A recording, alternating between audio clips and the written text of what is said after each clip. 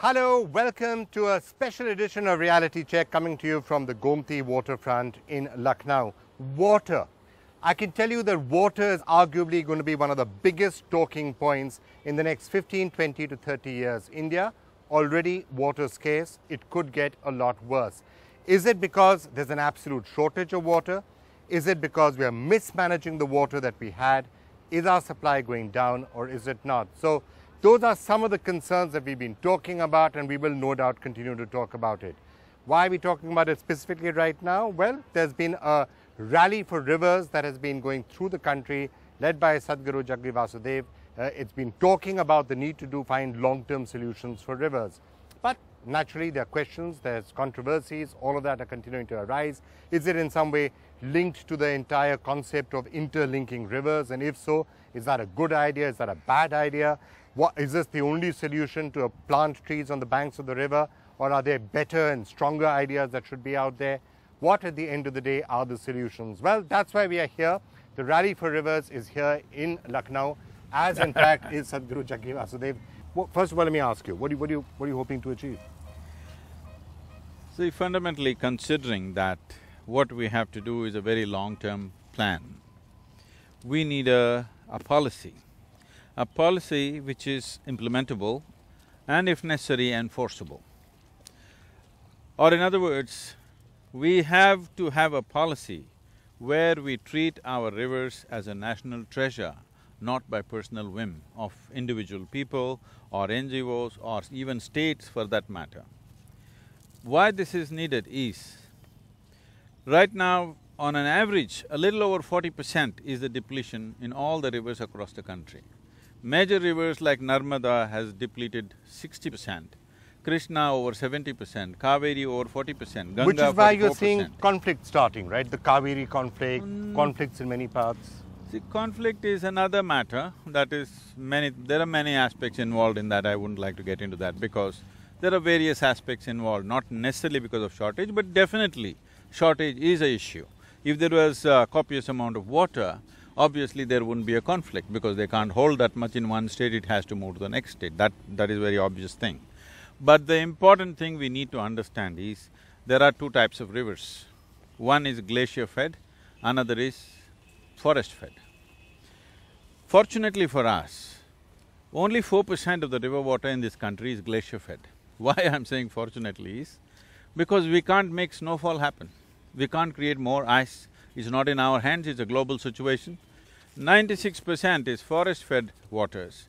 What forest-fed river means is, in a country like this, we have only 40 to 45 days of rain in a given year. So this 45 days of precipitation, we have to preserve and let it flow for 365 days. That's what our rivers are. So one thing that's happened is the loss of green cover is phenomenal. For example, in the Ganga basin, which covers literally 25% of India's geography, here the loss of green cover in the last 70 years is 79%. 79% of green cover you remove, I don't know what is the plan. So in Sabarmati, where in Gujarat I was there, the loss of green cover is 94%. Like this we can go on with lot of rattling statistics, but fundamentally, what held water, that base we have removed. If we don't put it back, there is no way to revive the river. So let me understand this correct. Your basic thesis is to say, put the forest back in, plant the trees once again, those trees will be able to hold the water during the monsoons, release them in the rest of the year, and that way we will try and find a solution to water. Does that sum it up? To an extent. Largely, yes. See, one aspect is, approximately the length of the major rivers in the country amounts to about 20,000 kilometers. In these 20,000 kilometers, 25% fortunately is still in the government hands, the land. This must become forests. Just leaving 2 to 3% for developmental activity, rest of it must be turned into forest. I'm very confident we will do it because all the state governments are coming around for that. Now, the 75% is in the farmer's hands. You can't tell a poor farmer to save the river or save the ecology or whatever. Again, 6 to 8% is delta lands. We don't have to touch the delta land. So what we are essentially talking about, 65%, which is approximately 14,000 kilometers. Right. 14,000 kilometers, both sides 1 kilometer is 28,000 square kilometers. So now we have set up modules. In the last 22 years that we've been active with Project Green Hands, we've set up modules where a farmer shifting from crop-based agriculture to tree-based agriculture, his income goes up 3 to 8 times in 6 to 7 years' time. But this has to be done scientifically in a correct manner, and also it needs the backing of the industry for the produce that comes out of it, value addition, cold storage, all these aspects. So the government plants trees on its land and the farmers shift to horticulture, which Not only horticulture, there are tree-based agriculture, variety of things to do. It has to be multi-species, then only the river will benefit. So, some of the questions obviously that are coming up around this are, first of all, is your rally for rivers linked to this entire concept of the interlinking of rivers? Because there are people who are saying it's the right thing to do and it's the best thing to do, but there are lots of critics also who are saying that it's going to create as many problems as it's going to solve. Look at Ken Betwa, they're trying to link those rivers, but 2.3, millions of trees are going to be submerged as a result of that. So does the interlinking of rivers really work is one of the big questions. See, when you talk about interlinking, you're talking about the usage of water. I'm not talking about the usage. How the water should be used is between the people and the government. I'm talking about augmenting water flows in the river. That's a fundamental requirement, because only if rivers flow, then the question of how to use it will come up. So this is not a rally for the interlinking of rivers? No, that is a different affair altogether. That is a question of usage of water. This is about augmenting river water.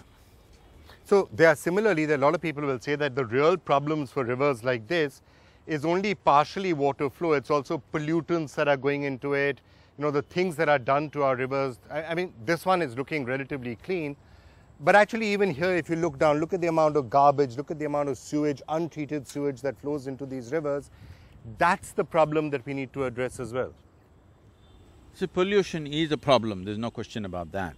But the basic problem is lack of water in the rivers. So pollution, if we are determined, in 3 years' time we can make sure not a drop of polluted water or sewage water will flow into the river. This is… I don't know if you want me to… Government action and other things. We have worked out, this is called filth to wealth. How we can use this concentrated human habitations, how we can use it to see that this filth will become wealth for somebody. So this has to be properly done, and there is in the policy, this is a 700-page document. In this we have also included how to handle this in a commercial manner. What I'm saying is, this is not something that the government should try to set up treatment plants, This must be commercialized, that only government's business is to get it out in 1 or 2 or whatever number of outlets. Right now, let's say Lucknow city, there may be 500 outlets.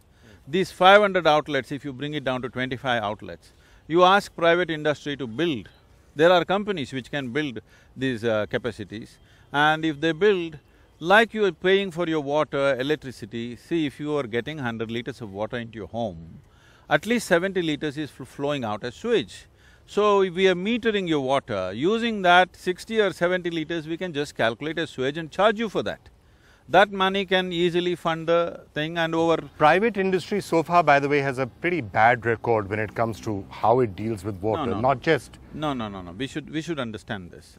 See, we have asked the private industry which pollutes to set up its own treatment plant. That's not what I'm saying. I am talking about for someone for whom filth is the raw material. The sewage is the raw material. He will make sure that you comply. See, right now, if I have invested money and put up a treatment plant and you're letting your sewage straight into the river, will I keep quiet? Because that's my business. No, that's a different way of looking at it. I was talking about more the role that governments and industry and others are playing about continuing to cut down the forests in the catchment areas, which still remains one of the big issues which we have to try and address. See, we must understand this. This is a very wrong understanding that there is a catchment area and there is no catchment area. Every inch of geography is catchment, if you use it properly. Yes, there are some catchments which are more prime because there are valleys from which the rivers is flowing, but actually River doesn't flow because there is a valley like this, on the surface water comes and joins the river, that happens to some extent, but the real flow of the river happens because of the aquifers which provide the water. Right now, the two things which are taking away the waters from the river is, one thing is lack of green cover, next thing is very heavy exploitation of groundwater. So these two things have to change, means the biggest user of water in the country is agriculture. 84% of the water is used by agriculture. This is because we are still irrigating lands as we did 1,000 years ago. Many nations, people are growing the same crops that we are growing, getting better yields and using only 10 to 20% of the water that we are using. Drip irrigation and the various micro irrigations are there, various ways of doing it. And above all, our soil has lost its organic content. See, to call soil as soil, according to United Nations standards, a minimum 2% of organic content should be there. But in states like Haryana, Punjab, Marathwada, southern Tamil Nadu, northern Karnataka, some parts of Andhra Pradesh, the organic content is 0.05%, not 0.5, 0.05%. This means this soil is slated to become sand in the next 3 to 5 years. It is estimated that in the next 5 years, 25% of India's land will be uncultivable. In the next 40 years, 60% of the land will be uncultivable. If you make 60% of the land uncultivable, what are you going to do with this 1.3 billion population? Thrust of what you're wanting to do is to put trees on the banks of the river. Not here, this is not in the middle of Lucknow, but on the banks of rivers. Is that the right place to do it? Should it be up in the hills? Should it be in cropland, or all of the above? See, up in the hills is a must. That's why I'm saying 25% fortunately is still in the government hands. This has to become proper forest, no question about that. There we are not talking 1 kilometer. We are talking about as much land that is there has to be converted into forest. And conserve existing government forests that are still being cut down. See, existing government… Or submerged No, in some existing government forests, many of them are designated as forests, but they are saying jungle hai, jaad nahi hai. Okay, there are many forests like this. So it has to be brought back. So there are many complexities in execution. But first thing we are asking is a policy direction, so that a direction is set, then implementation in India it may take time, but we should start doing it now. Because as a nation, see, when we got our independence in 1947, one thing is we did not have any business, no commercial activity, no industry, and the nation was broken into 3 pieces, enormous social stress, 500,000 people killed, 3 to 5 million people migrating. I mean, it's a huge, humongous amount of problems. So we went into a strong survival mode. When we are in survival mode, we do desperate things, of course. So we did many desperate things just to survive. 50 years went by like this. In the last 20 years, we've been in a developmental mode. When you're wanting to develop in a big way also, you don't consider many things. Right. But now we have come to a point where we have to think of sustainability in a serious way. So, you've been traveling through the entire country. I mean, there are some people who say that is this in some way linked to one political party or the other? Is it linked to the BJP, or are you having a lot of success with the opposition as well? See, right now, the 10 states that I have covered are ruled by 6 different parties. Every one of them have spoken in one voice.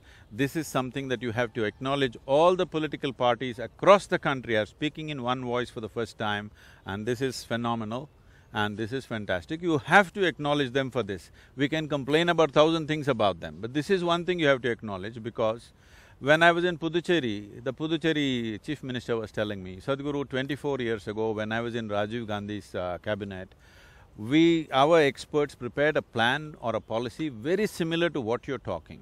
We tried very hard, but we could never get concurrence from the states. Okay. But believe me now, concurrence has happened. One of the biggest hurdles that they could not cross, we have crossed quite effortlessly. Concurrence has happened across the country, yes, across political spectrum.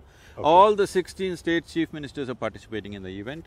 Most of them we are signing MOUs for doing this on the riverside.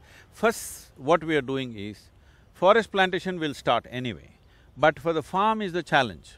We have to convince the farmer that this is going to be economically better for him. So for this we are asking a large enough module. We have set up small modules which are successful. A large enough module means we are talking about minimum 50 to 100 kilometer length with allied industry and multi-farming with proper irrigation, micro-irrigation, everything. In 4 years' time, if you show this is an economic success, after that you can't stop it. Okay. Sadhguru, such a pleasure as always talking to you, and all the best for the rest of the rally. You. I believe you've been driving entirely on your own, right? Yes, I drive myself. As of today, 7,000 kilometers. 400 meters short of 7,000 kilometers Okay, now when I park we should there. go and finish the remaining 400 meters. Watch the NDTV Dettol Banega Swachh India Cleanathon with Amitabh Bachchan on the 2nd of October. 12 hours live from 9 AM to 9 PM only on NDTV. Be a part of the campaign. Log on to ndtv.com/Swachh India.